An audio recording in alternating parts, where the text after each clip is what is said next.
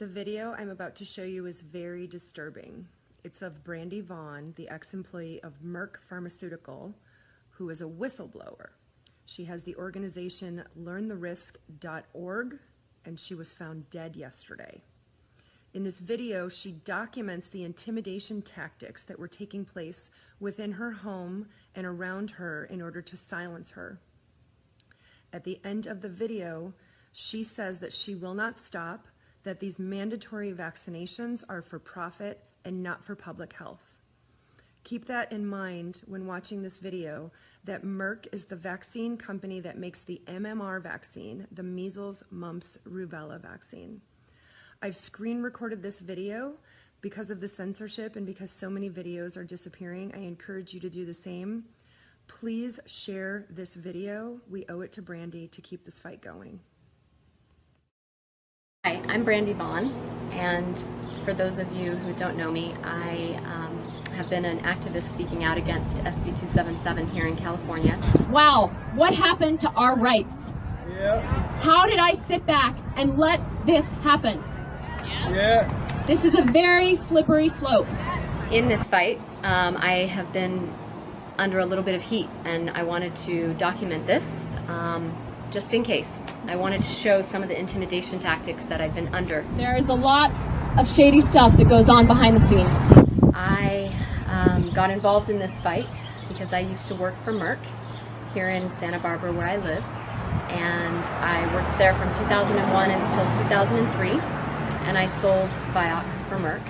Vioxx was eventually taken off the market, and it was proven that Merck had knowledge that it increased heart attacks and stroke by 2 times, and it injured and killed a lot of people.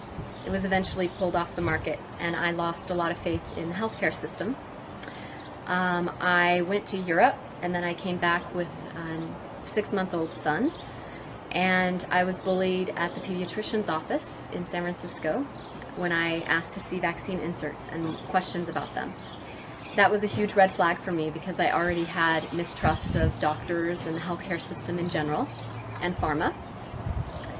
And so I did a lot of research, and that was 4 years ago, and that was where my vaccine research started. And I realized that they were not very safe, actually, and not very effective, and I chose not to vaccinate my son. So when I heard about SB 277 in California, I decided that it was important that my voice was heard and that I was speaking up against it and part of the fight. So when I made that decision 3 months ago, I know that I knew I was going to take some heat for it, but I wasn't quite sure how much heat. And so I'm making this video today to describe the intimidation tactics that have been used against me to try and silence me. The first one happened when I was coming back from the Capitol rally in Sacramento against SB 277. We're not going away! We're not going away! We're not going away! We're not going away! And I came home with a friend to my hide key being on my doorstep, open to the key. And the story behind this was a year ago when I bought my house, I hid that deep in the bushes, and 6 months ago I had looked for it because I thought, well, it's probably not a good idea to have a key to my house right outside my door. I couldn't find it, but when I came back from Sacramento that one time, it was about 2 months ago, that the key was on my doorstep, open to the key. That day I had my locks changed, and I called an alarm service, and I installed a $3,000 alarm system 2 days later. So what happened apparently is someone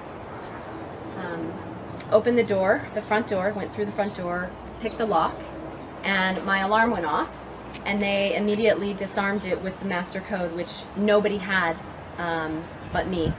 I made sure nobody else had that code, and they disarmed it at the panel with that code.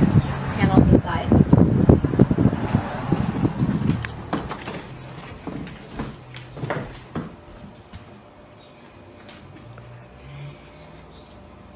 According to the alarm company, at 3:45 in the morning, somebody entered in through the front door, the alarm went off.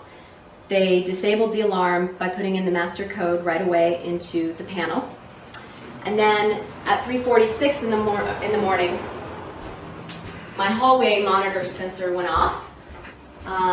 So someone went down the hall.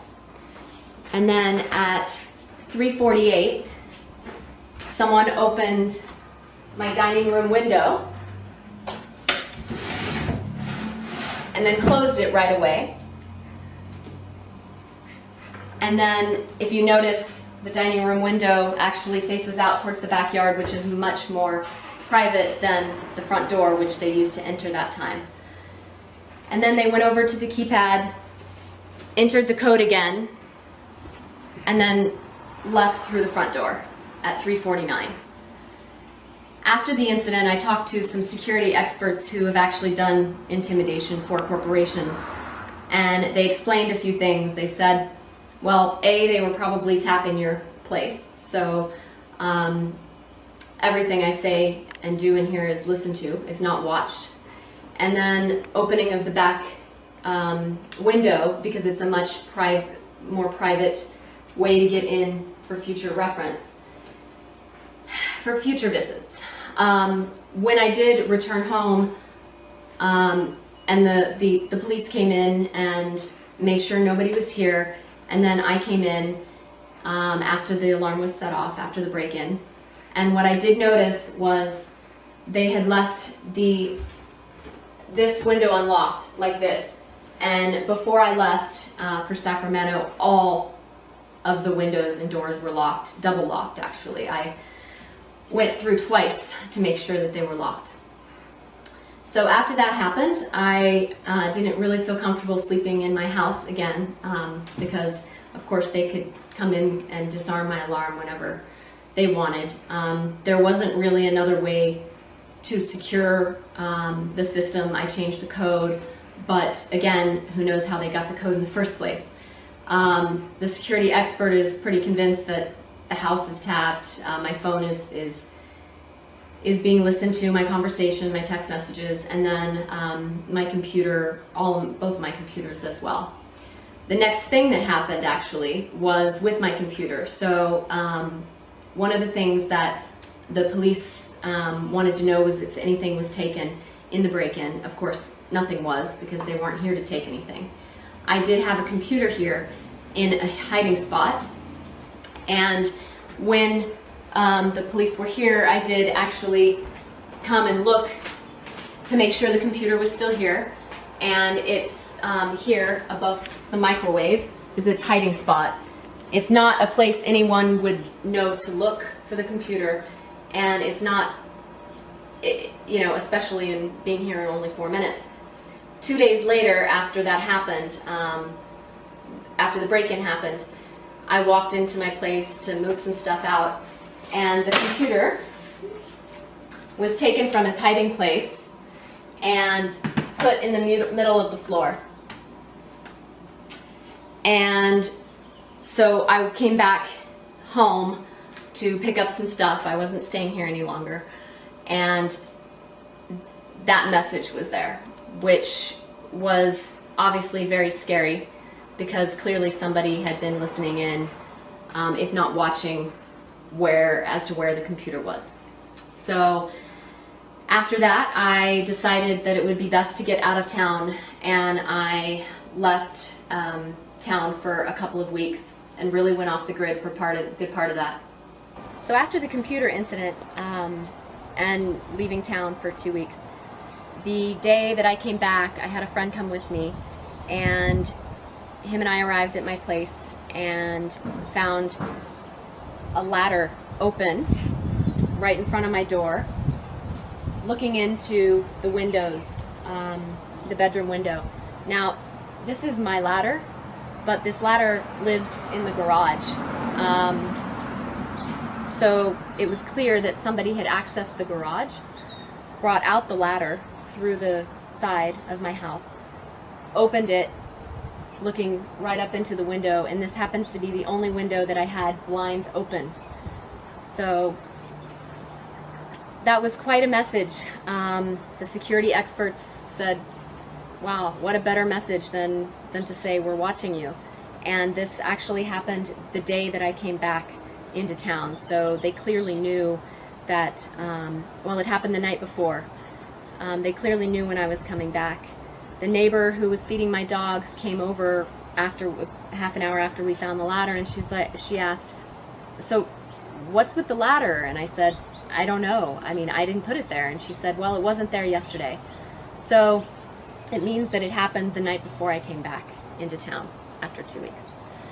So clearly they are watching.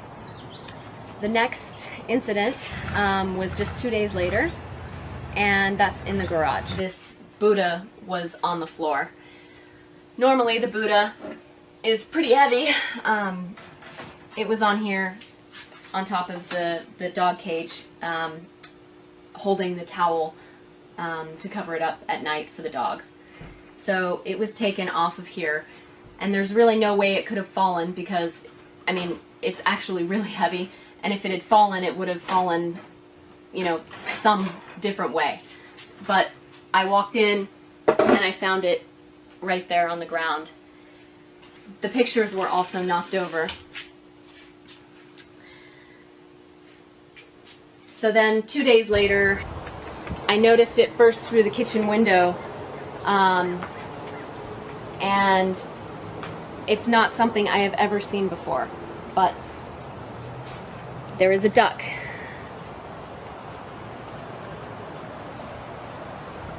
On my table. And when I talked to the security experts, I said, I don't understand the duck.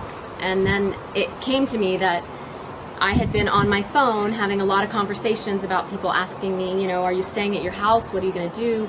And I used the term repeatedly, well, I'm not staying at my house. I feel like a sitting duck because they can get in at any time. And, you know, I'm a sitting duck. And so that was actually quite disturbing to come home to. Now I have a duck. I have never seen it before. It's not mine. Nobody else is having access that would bring a duck. It's a clear message that, again, they are watching me. And the intimidation is quite, you know, intimidating. And it's quite scary. So after all of these intimidation tactics, it's very hard to feel safe and secure, but I am not gonna go away. I mean, I'm not gonna be silenced because these are important issues and we need to expose what's really going on behind the mandatory vaccination bills. It has nothing to do with public health. It has everything to do with profit. And I hope that we can all continue this fight. We may have lost the battle, but we still have a war to win. And hopefully by documenting this intimidation, they won't be able to get away with it in the future with me and with anyone else who speaks out. There is some evil going on here.